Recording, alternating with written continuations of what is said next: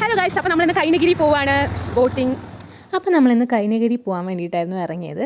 പക്ഷേ നമ്മൾ എത്തിയിട്ട് കൈനഗിരിക്ക് എപ്പോഴാണ് ബോട്ടെന്ന് ചോദിച്ചപ്പോൾ കൈനഗിരിക്ക് ഇനി ബോട്ടില്ല എന്നെന്തോ പറഞ്ഞു. അപ്പോൾ നമ്മൾ പ്രൈവറ്റായിട്ട് ഒരു ബോട്ട് എടുത്തിട്ടുണ്ടായിരുന്നു.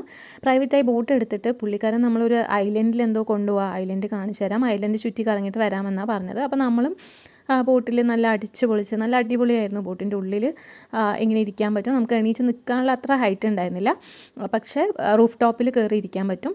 നല്ല വ്യൂ ഒക്കെ ആയിട്ട് നമുക്ക് പോകാൻ പറ്റുമായിരുന്നു. നല്ല അടിപൊളിയായിരുന്നു. ബോട്ടിലുള്ള എക്സ്പീരിയൻസ് അടിപൊളിയായിരുന്നു. നമ്മൾ കുറേ ഡാൻസ് കളിച്ച് ചിരിച്ച് ഭയങ്കര രസത്തിലാണ് പോയത്.